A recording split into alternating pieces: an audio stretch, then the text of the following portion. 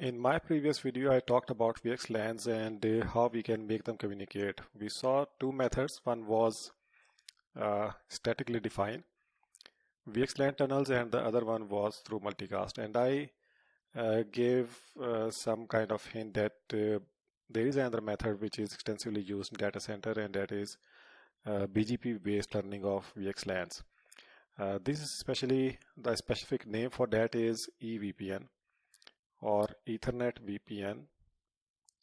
Its RFC number is 7432, and basically what it does is that it defines 5 types of routes, 1 2 3 4 5.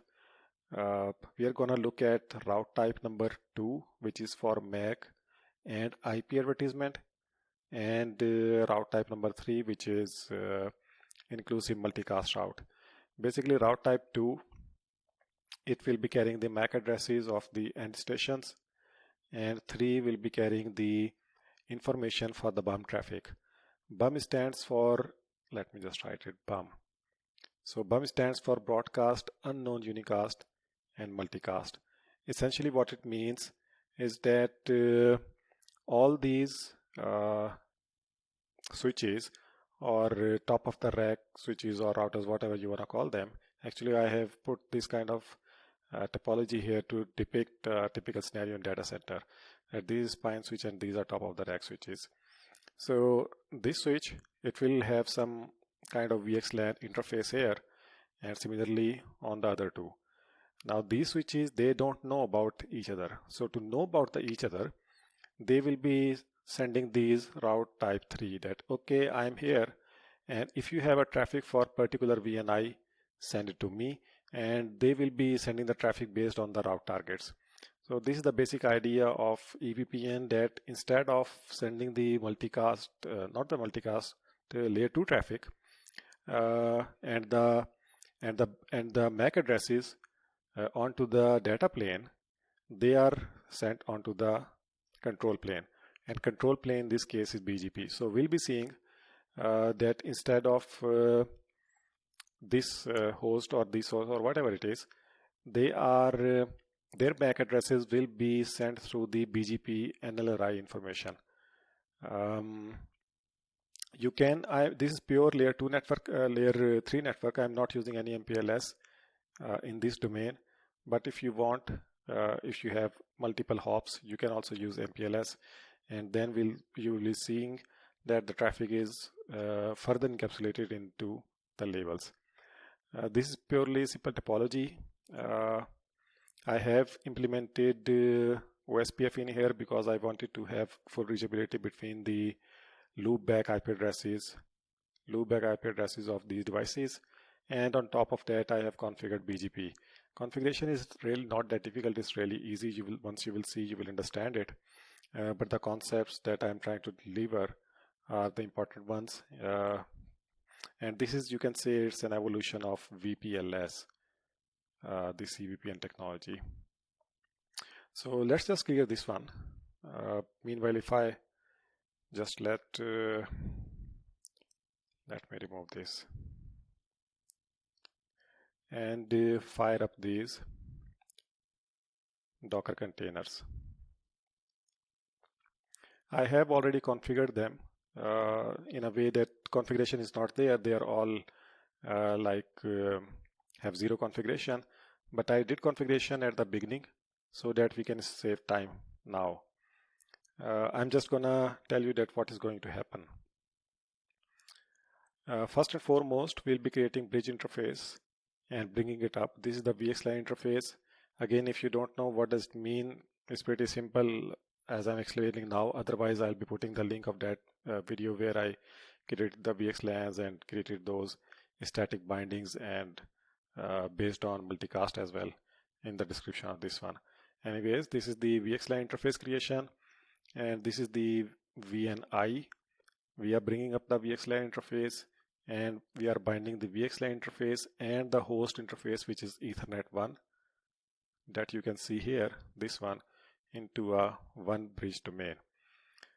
Then this will be the configuration of the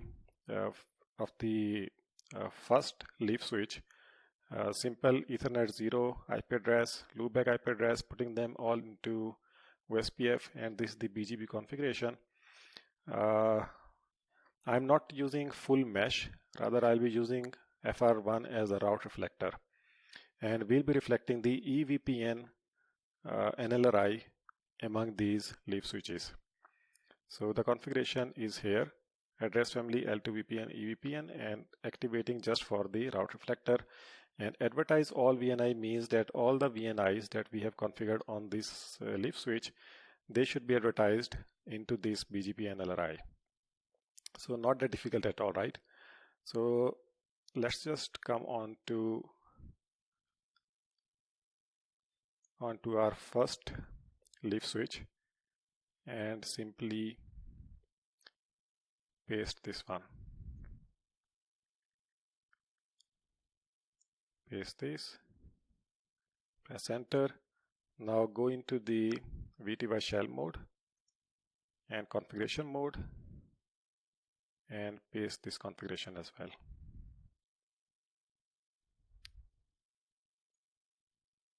And all done.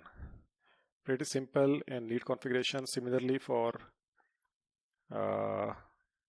this is for the route reflector. You see that in this case, these are the interfaces which are connected to the leaf switches. This is loopback interface. I am not configuring individual neighbor relationship. Rather, I have configured dynamic relationship based on the IP addresses that I'm interested in. And this is the command for that listen for this particular range. If any IP address is coming from this range, for BGP session accepted. So not that difficult at all. I have copied this one as well, and let's just access. This was the one, FR1, and just first go into VTY shell and configuration mode and put it up here, and done. Just a word of hint there that you need to put this BGP family into the route reflector, otherwise routes will not be, these EVPN routes will not be reflected among the clients. So this is very much necessary. Now let's come on to the second leaf switch, which is FRR3, and let me take its configuration. I actually did not configure any VNI on this one, but for your own practice, you can create as many VNIs, different VNIs on as many FRR devices as you want. As I had shown in my early video, that this FRR platform is very light on your CPU and memory resources. So let's just copy this one and paste it here. First go into the configuration mode and paste here. And likewise for the last leaf switch, take the configuration, first creating these bridge interface, VXLAN interface with the same VXLAN ID or VNI that we created on our FRR2 or first leaf switch, and then binding them with the single bridge domain. So copying it and putting it here,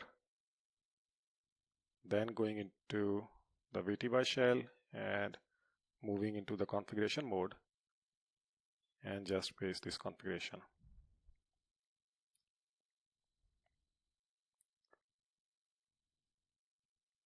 Now once that is done, and first see if I have the reachability among the devices. So I'm gonna do show IP route. So I have reachability to 1, 2, 3, and 4 is this device itself. Then I'm gonna check do show BGP summary, and we see that we have reachability with the route reflector only, because that is how we have configured it. And we can also see that even for EVPN we have received a route. So let's see what the detail of that route is. We type in L2VPN and particularly for EVPN. And we can see that we have received this is number 4. So we have this is the one which is this device itself. It has auto-generated this route target based on the autonomous system number 1 and the VNI that we configured 10. So this is auto-generated. We can manually configure it as well if you want to. In that we just need to go into a particular VNI and configure it. And this is the IP address which is showing that I am associated with these route targets. So this information will be available into the other switches which will be running EVPN. Just like we have this information from FRR2, which was our first leaf switch. It is saying that this is my IP address, and you can see over here that this is route type 3. So this is my IP address and these are my route targets. So once we will be sending information among the BGP peers, VXLAN information or layer 2 information, this will be the important information that will come into hand. So for example, like I have a broadcast domain coming onto this router number or FRR number 4, this leaf switch. It will send that information because it will be broadcast or unknown unicast. It will be sending to all the devices which will have the RT as set to 110. It means that they will be eligible to receive against that that broadcast against that particular VNI. So that is the concept of this inclusive multicast. Now let's come on to here, and we see that at the moment we do not have any. I told you that these are route number type 3. We do not have any route type 2 because there are no MAC addresses learned here for this. And check here as well. Do show BGP, L2 VPN, EVPN. No route type 2. So what we are going to do is, let's boot up this host machine which is running Alpine Linux image, and let us configure. Even if you do not configure IP address, it generates once we boot up. Mostly they have like default IPv6 protocol suite in them, so they generate a IPv6 ICMP based messages like neighbor discovery or router discovery, and based on that this device will learn the MAC address. So let's see if it has learned the MAC address of this device, and indeed it has learned it.